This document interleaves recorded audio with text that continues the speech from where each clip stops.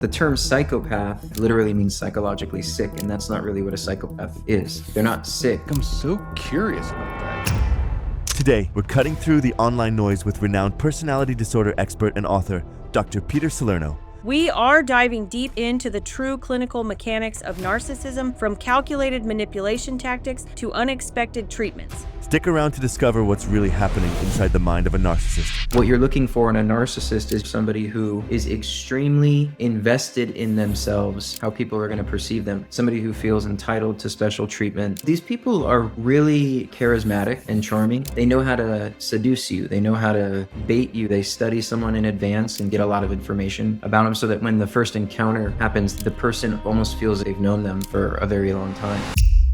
I think there's also this other side of the coin that isn't talked about as much. Some of these individuals are actually pleased with themselves, and they like their self-concept and they like their lifestyle, and it gives them a rush and feels good. They're not sick, they're just lacking in conscience. They're callous, but they're very sane. It's a real dangerous combination, right? Well, so I guess maybe this may be a brutal question. Is there treatment for that? Successful treatments for psychopathy and antisocial personality don't exist. Hello and welcome back to the Men's Therapy Podcast. I'm your host, Marc Azoulay, and I'm here with Dr. Peter Salerno. He is the author of The Nature and Nurture of Narcissism, and he's an expert on personality disorders and psychological evaluation. So I'm really excited to talk to him today and cut through some of the noise that you hear online so we can get a real expert talking about these very, very real issues. So Dr. Salerno, welcome to the show. Thank you for having me, Mark. Yeah, so I just want to dive right in, right? Like, I'm curious from your perspective, because I've seen ever since COVID, I think the word narcissism specifically has been thrown around a lot online. I think, psychopath, sociopath. I mean, people are shooting from the hip with all these like really intense diagnoses, right? So I'm curious, like, what you make of that, of someone who's really built their career understanding these clinical health, mental health diagnoses. I think in one way it's pretty cool that there's a lot of awareness. These types of disorders were the ones that were considered exiled and difficult to classify, even diagnostically, because they're not responding to the same, treatments as other conditions. And it was just, they were sort of these oddball, what do we do with them? They were originally put even on like a different axis in diagnostic manuals. Like, we'll just put them over there until we get more data. But I think because of the lack of understanding too, I think that the social media and the general public kind of started building more awareness by like protesting like a lot of things that weren't considered harmful. And so, I mean, yeah, in some ways it's kind of crazy how often we hear these terms and how much they've blown up and they've become part of like common discourse, common language. I do think it's a good thing though that people are aware that these conditions exist and kind of what to expect when you interact with someone who really does meet the criteria for one of these conditions. I'm curious when you dive into the word condition, right? Because I agree with you, right? But I think with a lot of the social media discourse, it's like, oh, this person's like just an asshole, right? Or this person is, just trying to manipulate and control you. But I think when you use the word condition, you're really highlighting the fact that this person on some level is suffering, right? I mean, they have an ailment, right? There's something that's off. I think one of the hardest things for people to understand about like narcissists, for example, is yes, it's true that they have emotions, they do suffer, but they don't necessarily suffer in a way that would make sense to other people, right? I mean, the suffering is very self-referential, it's very self-pitying, it's very much preventable. A lot of it has to do with entitlement and things like that. So, but yes, I mean, I do believe that you reach a point where you have to say that something is, deviates significantly enough that it's a condition or a disorder. It's not just somebody who's, different. I don't believe it's just people kind of walking around I actually think that narcissism is a pretty sophisticated operating system in some ways, and then very kind of primitive in other ways. But there's a lot to it. Yeah, so let's dive right in, right? Because I'm curious, what makes a true narcissist? I'm also curious if you have the stats on hand, like how prevalent is it really? Because again, I think it's one of those things where online, it's like every man has narcissism and every woman is borderline, right? And like, that's obviously not the case, but I'm curious, like where that line is from a clinical standpoint. Some research as far as prevalence estimates of all personality disorders in the population estimate like 15 to 19%. And then narcissism itself is sort of like a 1 to 6%. But that's still, I mean, that is a lot of people. I mean, we'd be talking about diagnosed ones, not ones that are necessarily just walking around undiagnosed. So then that increases. But I mean, it's fairly prevalent that there's people in the population who their interpersonal style of, is just problematic, and it's going to consistently be. And so what you're looking for in a narcissist is you're looking for somebody who is extremely invested in themselves, but mainly in the way of their image, how people are going to perceive them, not actually invested in their authentic self, right? So you see someone who is very appearance focused, somebody who really does desire being admired and, praised and idealized, somebody who expects other people to be perfect, somebody who feels entitled to special treatment, and somebody who actually lacks the ability or even the desire to consider the needs and feelings of others. So the lack of empathy, you hear a lot about that with narcissism and with NPD. There's a lot more to it. And there's a lot of different traits that are probably worth exploring to kind of really understand like what the operating system is of a narcissist. So what are some of those traits? Like if you're looking from the outside in, what are some of those identifying traits that you might be able to diagnose using? The central feature of like grandiose narcissism, what we typically refer to as narcissistic personality disorder, the central feature of that would be characteristic grandiosity, which is an exaggerated sense of self-importance to the point of there's no such thing as equality. It's this sincere belief that this person is superior to everyone else, right? That's the central feature, because being that grandiose means that everyone else is beneath you. So there's a condescending, devaluing attitude. It's antagonistic. It sabotages, it exploits. And so it's not enough to just say someone has a big ego or they're grandiose. Like there's so much that grandiosity entails. But that would be the main feature of somebody that we would describe as narcissistic, is we'd want to know the degree of the pathological degree of the grandiosity, and then the lack of equality. How do you judge that? I mean, how do you does that come out in self-report or in interviews? Like, how do you assess? I mean, sometimes it's covert and concealed, like they're trying to manage an impression. So a lot of ways that they'll do that is they'll do a lot of admissions of vulnerability and things to kind of gain your trust, to kind of like maybe, see, they're being very vulnerable, they're not holding back. Therapists love that, or people love helping people. And they're giving you some things that there's some truth to, but it's not really that important maybe. So the way that you tell is you really just look for patterns to converge, like in their lifespan. Like if you have a key informant who can give you information, like actual observational data of this person, they also do reveal a lot of it themselves without knowing it. But there's kind of other things that you need to look for other than just their language and the words they use. There's things that they're not aware that they're giving off sometimes in clinical settings. They don't always know that it's the grandiosity and the arrogance sometimes convinces them that they can't ever be caught in something. So they kind of slip up and get a little bit lazy. Yeah. The question I have is like, how much of that is like conscious and intentional? How much of that is reflective or, or reactive? I imagine it's different for every person, but I think the way it's talked about and what I'm hearing in you, it's like a game, right? It's like a very active strategy. And I'm curious, how much of that is true? I personally believe that there's a significant amount of intentionality to it. I see it as like a social strategy in relationship context rather than like something that's a compensation for low self-esteem. That's a very popular idea about narcissism. It seems to me that these individuals, it's not that they aren't aware what they're doing, it's that they don't care enough to change it because it's actually working for them. And that lack of empathy does them a service because they don't reflect on whether it's right or wrong or whether someone's hurt. They get to kind of just move forward. So this actually is a strategy that is often immune to distress and internal conflict because it's almost ideal. They don't want to give that up. Yeah, it sounds like it's a very utilitarian almost, right? It's like if they're getting their needs met, if they're getting, in a lot of relationships, it's sex or it's money, right? Or it's the attention and the praise, like you mentioned before, right? Like, it's like, why change it? What's the motivation for change? Well, I will say some of it's reactive too. Like I think they don't have I was talking about the no. There's not a sense of self really because they're putting all their energy and investment into something that's kind of a facade. It's just to get a response. There's no depth to it. When I say that it's reactive, what I mean is people are going to pierce that kind of thin veil, and so they're going to get injured. They're actually often startled or shocked that somebody could have a problem with them because they're really not interested in. They're not observing other people's emotions in that kind of way, only in a self-referential way. So sometimes it gets to the point where they get bruised or wounded or humiliated, and so they get reactive.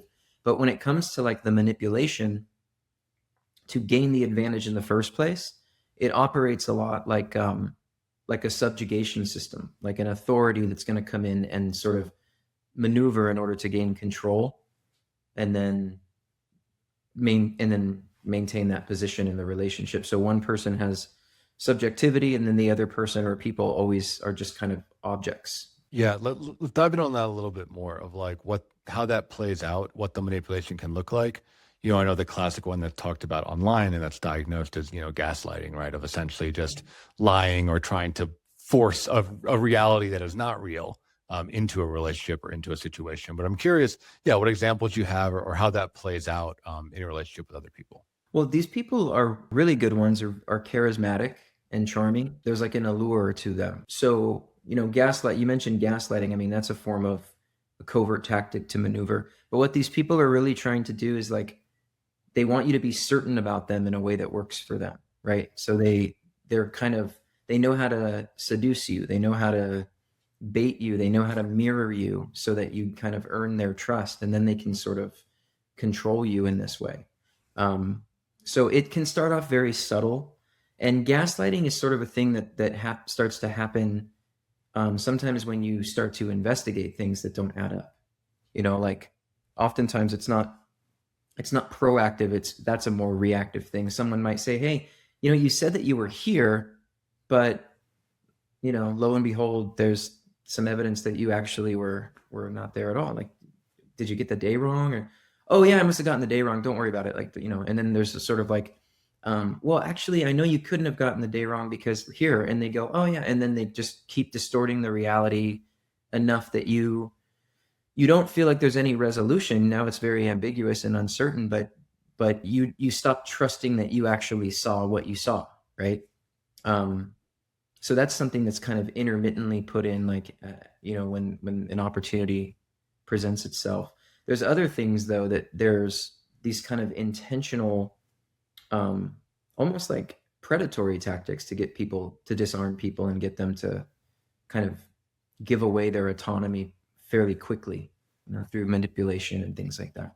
Yeah, I mean, what are some of those? I'm curious, some examples. Well, I mean, there's actually such a thing in, we talk about this with some malignant narcissists, some psychopaths, sort of preferential predatory targeting, where they study someone in advance and kind of almost like stalk them, get a lot of information about them so that when the first encounter happens that they set up and arrange, the person almost feels immediately like they've known them for a very long time, right?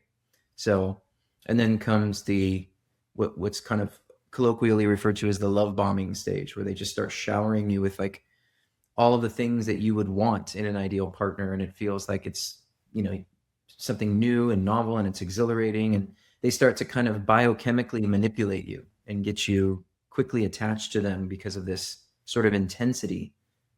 So a lot of it is this charisma, but then they can start disarming you so much that they start to shape what your reality is.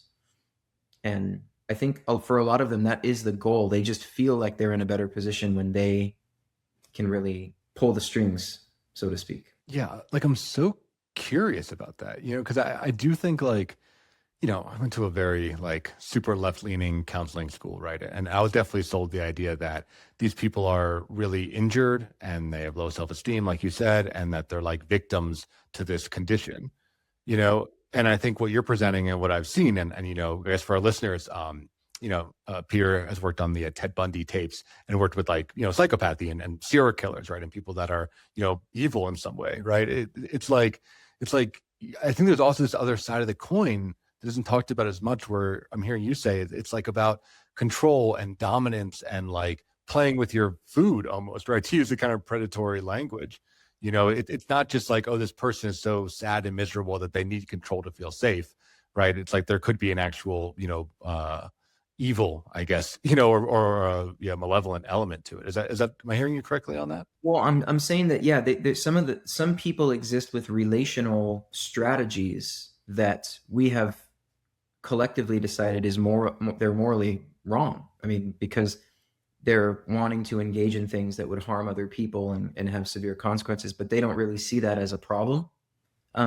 Those individuals are actually, they're wired a bit differently, and the communication networks and things in multiple systems in the body are not functioning in a way where it's producing like the typical pro-social emotions most of us assume that everyone has, right? And you mentioned earlier kind of the compensatory philosophy of narcissism, making up for the low self-esteem and the insecurity, and this is a mask because of all the shame.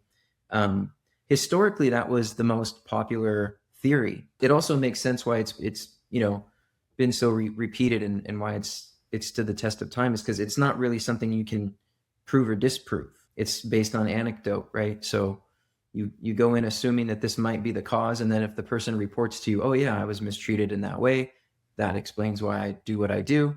You hear that from enough people and you start to think, well, yeah, this might be the cause here.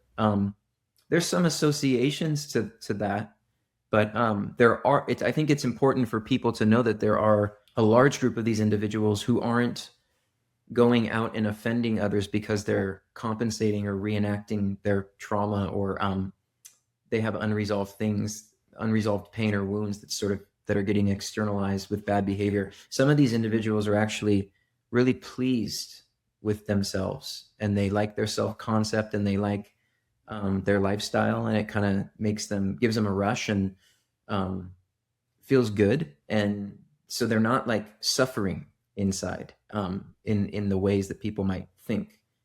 I wouldn't jump the gun and just assume that if somebody's misbehaving, that it's because they're defending themselves against pain.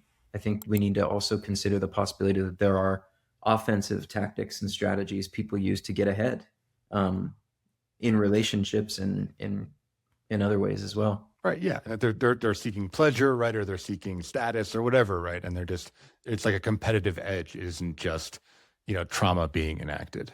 No, I think some people crave those things more than others. Like, I think there's some people, and it's not necessarily their fault, right? But I think it is their responsibility to correct any extremes of it.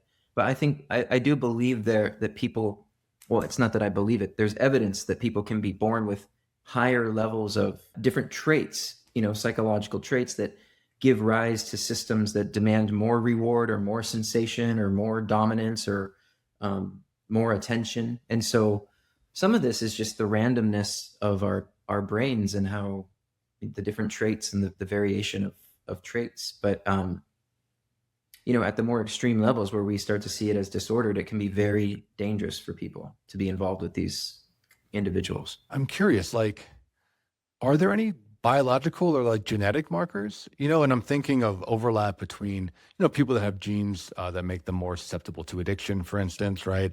Or maybe even neurodiverse individuals, people on the autism spectrum that also suffer with empathy, right? Have like less empathy when tested. Like, is there overlap between those categories or those type of people? Well, I mean, very recently, like, within the last 20 years, there's been a large body of research coming out talking about like the necessity of recognizing the genetic factors that contribute to these types of disorders, that concordance rates among twins, and heritability estimates in populations related to like the genetic influences, that these are highly influenced by biological underpinnings and genetic differences.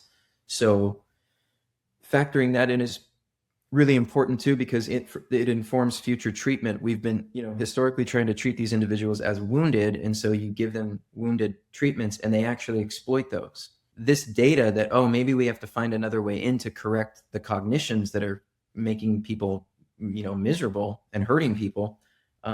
It's promising, because when it's more of an organic kind of a deal, there's more ways to test it and measure it and figure out the results versus just kind of this philosophy that, oh, it's probably trauma that led them to do this in some way. And if you love them enough, they'll just start to understand and the hole will fill. Yeah, I mean, yeah, so what would those treatments be like? Is there medical intervention, or is it like a different type of therapy? Maybe more like, I don't know, strict boundaries or rigid ways of being or something, or like maybe kind of more of a tough love type situation. Like what would that look like? Because I agree, right? Like I think traditional talk therapy doesn't work with these disorders. And I know there's a number of supervisors. I had some that said, hey, if they're access to, like, refer them out, like we literally can't do anything for that, for any personality disorder. But that's pretty disheartening, right? I mean, just being like, there's nothing you can do is shitty. I think there's nothing you can do in the sense of the tools that we have don't typically work. But there's some other structured therapies that are, according to some experts and specialists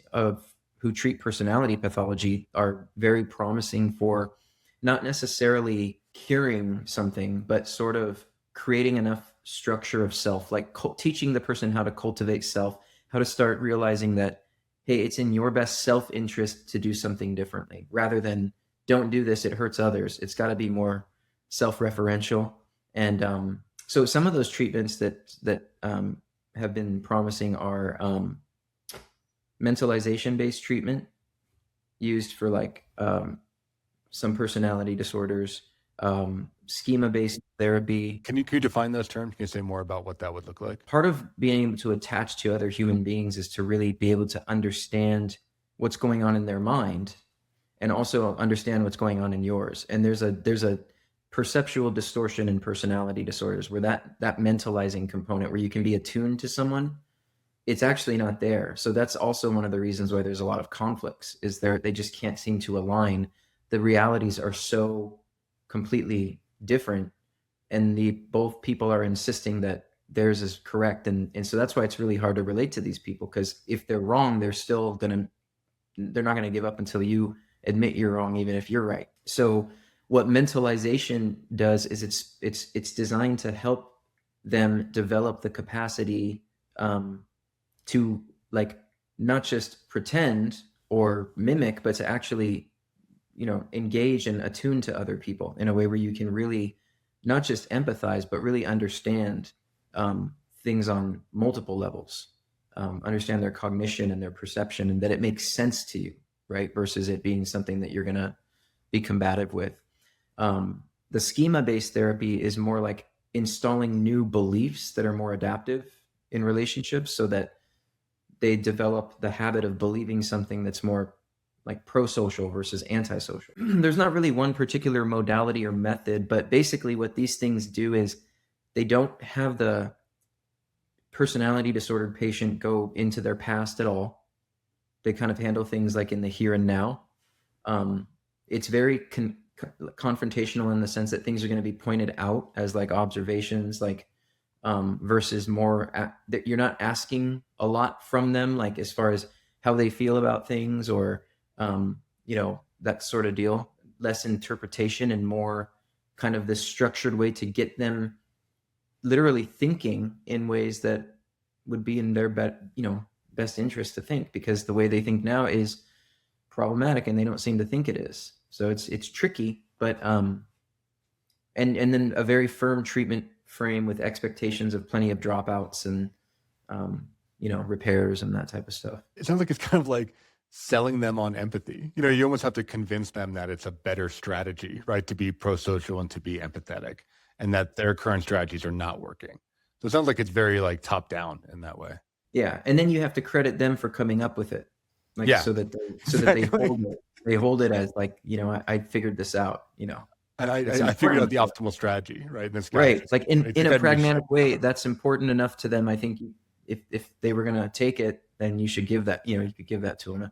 Yeah, well, so you talked about dropouts, and I know that's another thing where it's like these individuals don't go to treatment, right? I mean, maybe they're dragged there in couples counseling in a way, right? But like they often don't think anything's wrong, so they don't have motivation to go to therapy or certainly to commit for, I'm sure the years it takes to really be effective. So what do you do about that? I had experiences of encountering these individuals in settings where that's not what they were there for, but they ended up having to go. So maybe mandated counseling for like drug and alcohol treatment, maybe like avoiding jail for 30 days, going to and in those settings, you see a high population of personality disorders. They're just not there for that. I mean, they're not calling it that. Some other form of delinquency or something. So they do end up in treatment, is my point, a lot. And I think other ones that are even high functioning, they do go to therapy, but they don't go under that, guise. They go because everybody else is causing them a lot of problems, and they go for stress or depression. And they say they think they've been drinking more because they're depressed because everybody's driving them crazy. And you can then start to see, if you know what to look for, you can start to see, their traits and tendencies kind of unfold in the dynamic with you.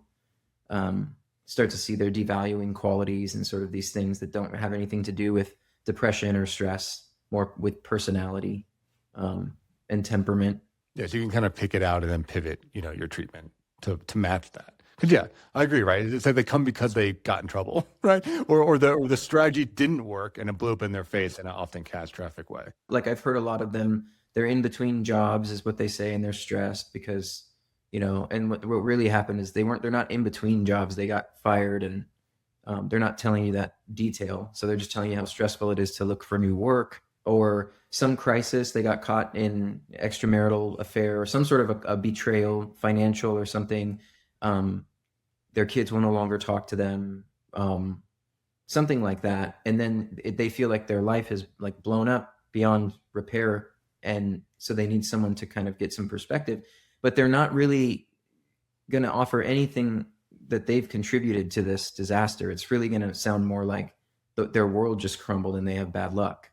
And it's going to sound vague too, because they're intentionally not giving you much. So there's a lot of ways to look for what's being said and not said, and in the way in which it's being communicated. And what I'm hearing, it's like a lack of accountability, right? Or lack of self-reflection. And I'm curious if you can speak to that kind of dichotomy, because that's one of the things that I look for in my narcissistic clients, right? It's like this like victim mentality, right? They feel like they're victimized by the world and by everyone around them, but also they think they're superior to everyone around them. And it's a really weird kind of mind fuck to hold both those things simultaneously. It is. And I think one of the reasons that it is hard to hold both is because there is a sincerity to them believing they're the victim. That's actually not BS. I mean, some of the theatrics might, be BS, a little bit inflated, but I think they can simultaneously feel entitled to do something horrific to someone and also believe that they were victimized. Which is I don't think brains know what to do with that, even a trained one. So it really does make you feel like something strange is happening. But I think that they're sincerely convicted that they were wronged, even like when they are arrested for murder. Like psychopaths, antisocials, they really feel it's unjust. Exactly. Yeah. Or they talk about how many people have power over them and how, they don't have a choice and they have to do X, Y, and Z. And then in the same breath, we'll often talk about how everyone else is stupid and they don't see the real truth and they're like not as smart as they are. And they've got everyone wrapped around their finger, it's this crazy kind of bind that I think a lot of them find themselves in. So I'm curious, from the internal experience, I think we're talking about that. We're talking about external now, but from the internal, it's like, I'm gonna ask this question. Like, how do you know? I guess, how do you know if you're a narcissist or if you have narcissistic personality traits or something? Because again, I think the word gets thrown out a lot. And I think a lot of guys are asking themselves, like, is this true? Like, am I this person? Like, how can you tell, or can you tell? Does it take, a professional, and outside of professional, can you tell from the inside, or is it too much of an echo chamber? I think that people would could, if they invested a lot into it, they could probably get better at identifying some traits and patterns and sort of seeing them converge in someone in their personal life. And they wouldn't need like the diagnostic criteria. You just kind of see it. And then you could estimate the likelihood that it would continue when you try to intervene and ask the person, will you collaborate to change? And so I think people can come to those, they can have enough confidence to identify that in that way. People are going to be probably reporting to you often that there are things that are like problematic with the way you are. I mean, the internal experience of a narcissist. But my point is, a lot of people are going to walk around with reactions to life that look superficially similar to maybe like a narcissistic behavior or trait, and it wouldn't be the same thing. So it's really important too to kind of like identify and define what we mean when we say narcissism. I think internally, narcissists are really believing a version of reality that just can't actually be shared with other people. And it, I think, is genuinely frustrating for someone like that. But it's so frustrating for them that the frustration is there's no accompaniment of even concern for other people, right? It's really more like, I just need to be able to serve myself in this way, and everybody needs to just understand. And I don't know why, nobody understands. So there's internal conflicts in narcissists, but they're different types of conflicts. They're related to like usefulness and utility rather than worth. See, they value things based on how useful it is, including themselves, which is why they value success. You're more useful according to them if you are more successful. So relating to a narcissist sort of feels like you're not gonna exist in interaction. Like two people cannot coexist in it. The narcissist is the only one who possesses the subjectivity. I think it feels very normal to the narcissist that they're comfortable in their skin, just the way like an introvert might be comfortable being introverted, right? It's like they don't think it's pathological. They might modify their environments accordingly because of it. And narcissists do the same thing. They kind of operate as if this is the way things are supposed to be.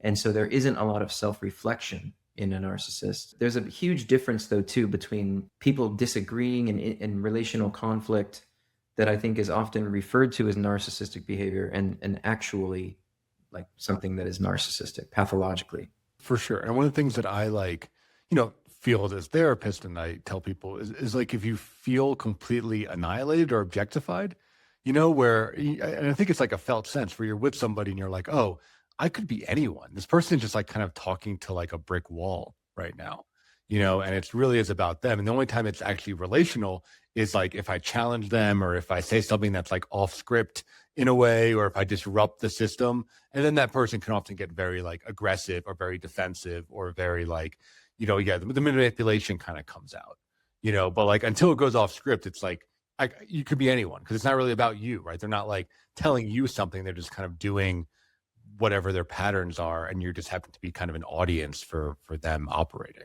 I experienced a lot in therapeutic settings with these individuals. All of a sudden there's like a sense of feeling incompetent.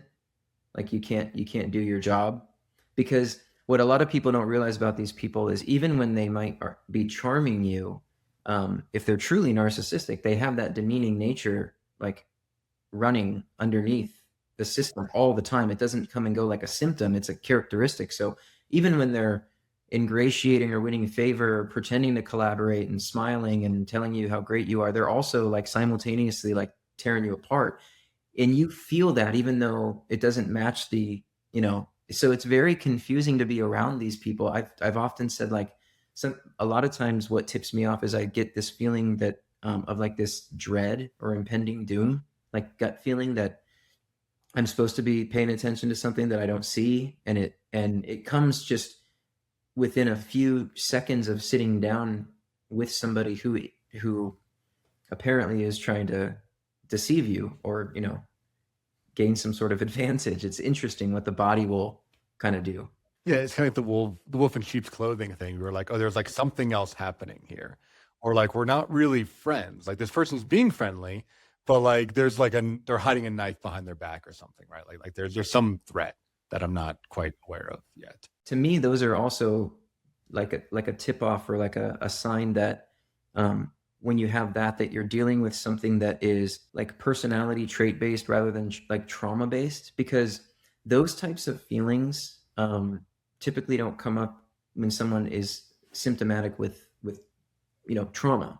You don't feel like they have a knife behind their back. That just doesn't register. Your like deception detection network in your brain doesn't start doing things because it makes sense, right? Which is another reason why I think it's important you certainly don't want to say that trauma doesn't matter with personality disorders or that environment doesn't matter, but it's important to start seeing how much of this could be just sort of variations in natural kind of inherent traits that just kind of in some people are at the really high end of the continuum. Yeah, and I wonder if it's passed down, because I think so much what you're talking about is like it's like mindset and perspective. So if you have narcissistic parents and they're trying to explain the world to you, right? They're probably going to explain it through the lens of a narcissist, right? So you kind of get conditioned into it. Absolutely. Well, and also it actually in the most recent DSM, they started to kind of include some of the genetic research. And one fact about borderline BPD is it's 5 times more common in first degree biological relatives. So, I mean, there is definitely there's a component to it that it can be, transmitted, or some of the traits or features can be transmitted across, generations.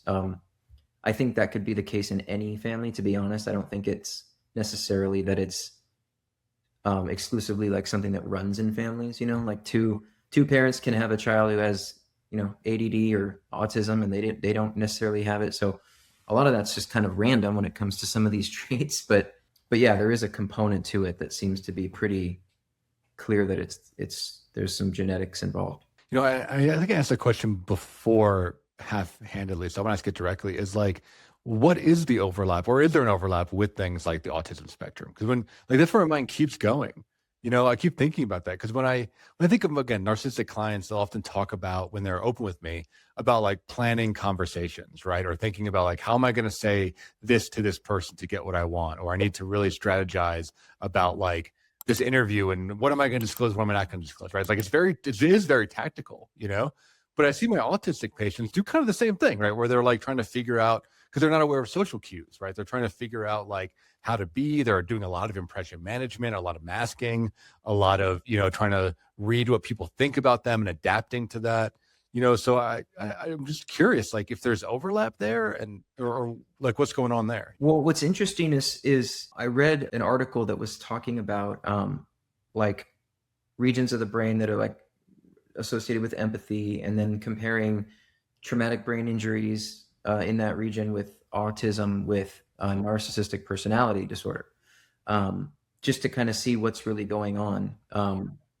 So whether the region is damaged through like physical trauma, or you're autistic, or you have NPD, there is some sort of a deficit in that region that's like either it's a volume matter issue or it's a communication issue where something's not computing. But what they've realized is the same region, that even though it's the same region kind of contributing to the same problem, the motivation for it is completely different. So with the narcissist, there is really a sincere lack of interest and a sincere lack of registering the emotional pain of another person, and not even necessarily a contempt, just like a complete apathy, just disregard, like it just doesn't matter.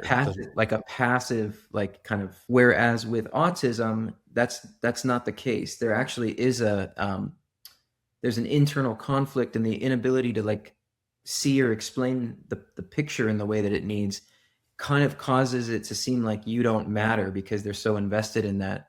But there's actually still pro-social emotionality going on in that case. So the motivations do differ, even if the region is kind of producing the same effect, depending on other factors. It's just cool to look at. Yeah, because I remember, you probably let me know if this is still the case, but when I was learning, neuroscience basics, they were talking about autism, and specifically, I think more severe forms of autism, being that there is more white matter and less. No, there's more gray matter and less white matter in the brain. So they could see with like some fMRI scans, and that the brain structure is actually different. Is there anything like that for personality disorder? Can they see, if there's truly like biological difference? The most research that they've done is on incarcerated psychopaths, psychopathic brains, and according to the research, there seems to be a lot of psychopaths who have structural differences, but it's not in every one. And so it's sort of like another way to think about that, though, is if it's not a structural difference, it could still be a communication deficit, right? So not all regions communicate well, and then there's just bad structure. Some regions can communicate in some pretty maladaptive ways that might reduce, create hypoarousal when other people are in pain, so that you're not really interested in that. It's not novel to you, or and so we see that in like psychopathic brains. I think with NPD, I think just more of that research needs to be done. There needs to be further research. I don't think anything's like super conclusive yet, except the fact that certain brain regions associated with certain capacities like empathy, impulse control, that sort of thing, have been identified in many scans related to narcissistic. But I don't think there's such a thing as a narcissistic brain. They're not all going to look the same. You know what I mean? For sure. Yeah. I think we've been talking in this conversation. There's so many different inputs and causes, and it's like nature and nurture and conditioning and all that stuff that like it's difficult. Yeah. Like different causes could cause the same kind of personality structure, right? It doesn't have to all be biological. Well, so I mean, let's pivot a little bit to talking about psychopathy, right? So I'm curious, like, what the modern definition of that is. Is sociopathy, is that still a thing? And is there a difference, or is that changed? Like what differentiates someone that's kind of on that end of the spectrum? Yeah, it's interesting. So the term psychopath, the reason why it was changed, or people tried to change it, is because it's not very descriptive. It just kind of literally means psychologically sick, and that's not really what a psychopath is. They're not sick. They're just lacking in conscience. They're callous, but they're very sane. They're not ill. So the term sociopath was kind of sort of designed to replace that, because of the way that they, affect or make sick, social, situations. That term kind of morphed though into meaning a lot of different things. And so then it actually stopped. It kind of was put on the shelf clinically because it was confusing. And then antisocial was chosen because it's the most accurate of what they actually are. They really do have a contempt for society and for other people, and they have a complete lack of honor and integrity. Their main trait is exploitation, and their deficit is like they don't honor anything. So antisocial is the most like accurate, because unlike the narcissist that I mentioned earlier, where there could be like this passive grandiosity, with psychopaths, there's this active contempt and spite. So they're very vindictive, very callous. They like, inflicting pain on others. They go out and seek ways to do it. They're very predatory. Is it kind of like the same thing, but more then? Or the same thing, but more predatory, more aggressive? Like you said, it's not really self-seeking. It's more like reveling in destruction. It's not even about them, almost, from what I'm hearing. The thing is, I mean, there's a expression like all psychopaths are narcissistic, but not all narcissists are psychopaths. They still have this inflated self-importance, but they're a lot less. Sometimes their impulse or desire or need for retaliation might be more valuable to them than their image or impression at some times, whereas the narcissist would always try to safeguard that more than anything else. They might be too arrogant to the point where they become reckless and they get caught because they think no one can catch them, like in so much arrogance that they slip up or underestimate. I think like the Zodiac killer who's like leaving clues and notes and like kind of is like taunting the law enforcement. A lot of those individuals, when they stopped getting attention, started antagonizing by sending stuff. And they were very offended that they stopped being talked about. So that's their narcissism. But and also the arrogance of like kind of leaving clues and baiting and kind of playing a game with the system. But I was going to finish my thought on antisocial. So that's what we call psychopaths now, but there's still two different diagnostic descriptions of an antisocial personality disorder and a psychopathic. So it's kind of still confusing. The DSM makes it like a compromise where you can have psychopathy as a specifier of antisocial personality, like antisocial with psychopathic traits. But then there's other manuals other than the DSM that still refer to it as psychopathy. and make a distinction between psychopathy and antisocial. One distinction is that antisocials don't necessarily have the calculated coolness of a psychopath. They have more hyperarousal, so they're more likely to fly off the handle, get caught, be more reactively violent, impulsive, explosive, where psychopaths can be more contained and cold and strategic. That's often something that differentiates antisocial. You can also meet the criteria for antisocial criminal behavior and not necessarily have a psychopathic brain or psychopathic personality. So there's that too. But typically when I talk about this, I typically refer to the 4 cluster Bs, and then I also refer to psychopathy as a separate diagnosis, because you could be a psychopath and not have any criminal behavior or record. It can just be personality traits of callousness and contempt and things like that. And I think you said this, that they're not sick. Like, is there a psychotic element, right? Like a hallucination or a delusional element to it? And I think of, again, like novice understanding of some serial killers where they would find like, crazy writings, right? Or like ritualistic sacrifices or things that like tend to be, that are delusional in a way. Well, a lot of them do have like accompanying psychosis, like a comorbid psychotic diagnosis.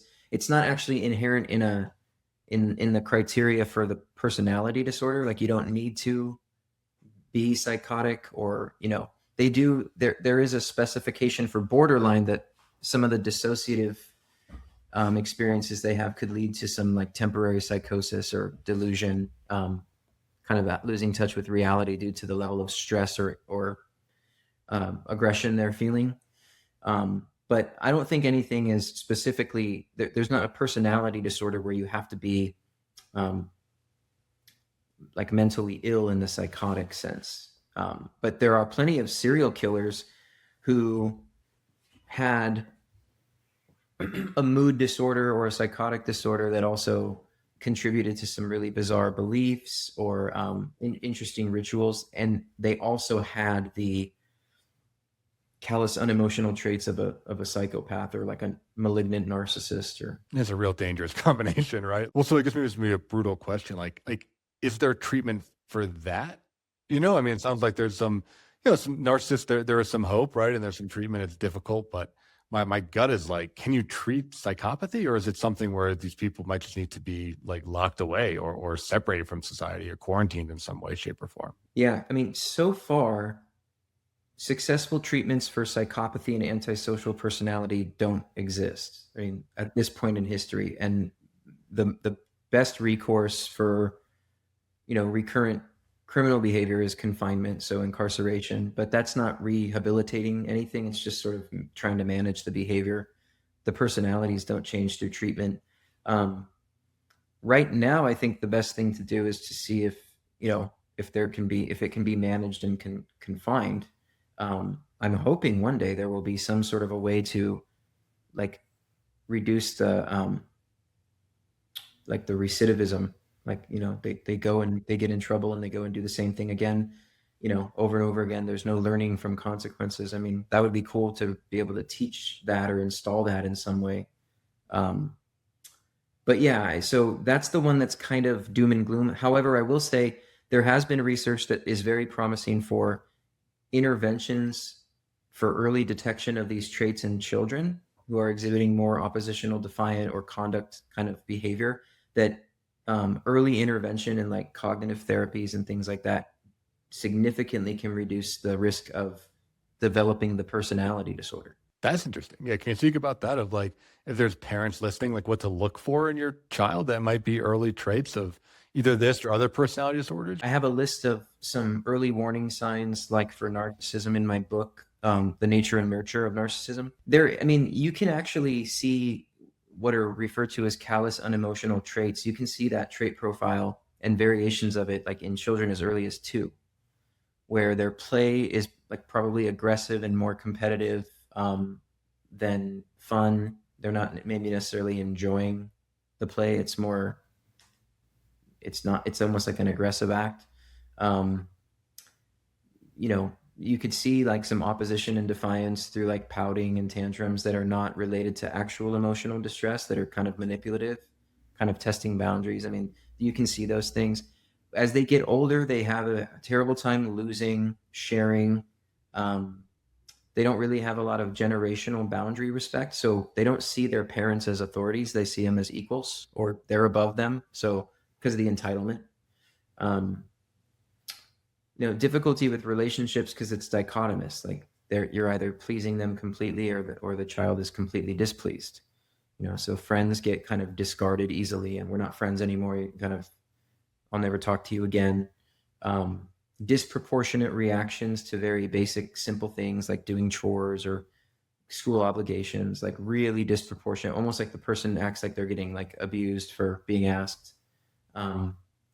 Repeated behaviors where discipline actually exacerbates it rather than, reduces it. And this is a sad one, but it's important. Look for nurturing and empathy and connection if it's getting exploited, meaning like if it's getting worse, even though they might actually be kind of pretending to be getting along with you. That's probably that they're exploiting the empathy and the compassion you're trying to model and parent them with. So again, I don't think it's like a doom sentence. Early detection in these interventions showed that structural and functional differences in brains, like pre and post imaging after like cognitive behavioral therapy and mentalization based treatment in kids and adolescents, significant improvement in like reduction of these behaviors and traits. So it's not deterministic, when we talk about genetics, we're talking about probability that there's a higher risk, but not like it's fixed, it's wired, there's nothing you can do except with psychopaths so far.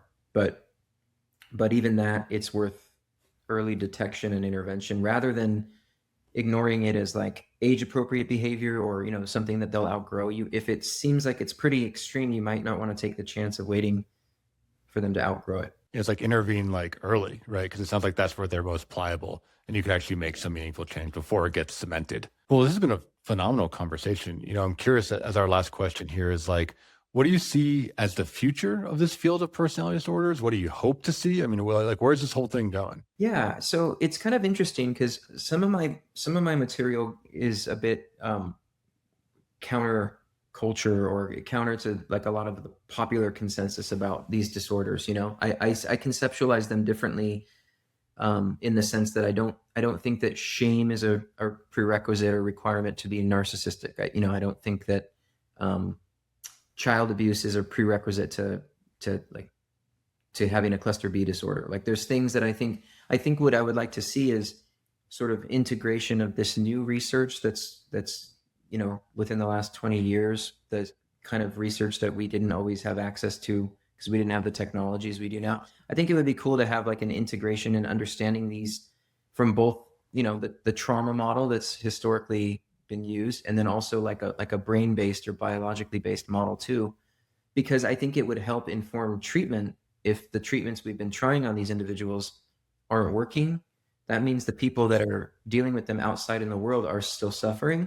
And a lot of therapists just kind of want to refer them out because they're dreadful, but maybe there's a way to see it differently so it's not so dreadful and it could actually be intervened on. Wouldn't that be amazing? Yeah, well, and I like the idea of having like a biological or genetic model because I think by nature these patients are not reliable narrators, So and they're going to change what data they're providing the clinician, right? Which is entirely self-report, right? They're going to change all that to suit their needs. So it's like ineffective by nature. And we know that there are some people, whether they can help it or not, that they perceive things to be true that aren't true.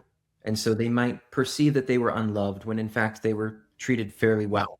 And what do you do with that? Because they're sincerely convicted that their whole life story was this way. And it could be that they're disproportionately understanding what happened to them because there's some biological underpinning that's kind of distorting or elevating something that was really not that big into something that was monumentally traumatic. And I'm not saying that everybody does that. I'm saying that some people do, and clinicians mostly experience that because we see it come in. from time to time. And then there's this also this kind of help rejecting, repetitive complaining where that nothing seems to work and there's nothing you can do, and then it becomes your fault and all that. Yeah, one of the images that I have in my mind is like, you know, you have the client who's like running the marathon, and they're like, I'm so thirsty, I need water, like I'm gonna die, like I need you to give me water, and you're like, here's the water, and they just won't take it, right? They're just like, no, like why would you give me that? You know, like it just becomes like defensive. Yeah, you don't understand. Yeah, you don't understand. Like that's not what I want. It's like, but you're right. That's exactly what you're telling me that you want. You know, it's very confusing and painful to be around. Well, and I think some of that, I'll end with this. I think some of that is just some unfortunate, like patterned and wiring and coding that can maybe be straightened out if it's understood for what it is. Yeah, instead of the question feeling like they're failing, or like I said, if they just love them more, they get in. You know, but seeing it and calling it out, right, rather than just like trying harder. Well, Peter, really enjoyed the conversation. This was a great time. Yeah. As we're wrapping up here, if people want to find you online or they want to read some of your books, what should they look for? Yeah. So my books are on Amazon. The Nature and Nurture of Narcissism, Traumatic Cognitive Dissonance, and Cruelty by Nature is my latest one.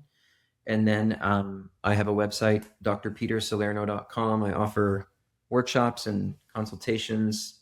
And then Instagram and YouTube at Dr. Peter Salerno.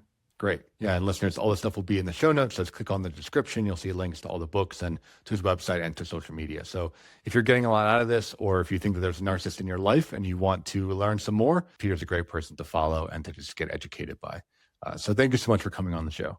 Thank you for having me. And listeners, thank you so much for tuning in. As you know, Men's Therapy Podcast is part of Men's Therapy Online. Website is menstherapy.online. Check that out. We have a ton of free content. There's podcasts forever, blogs forever.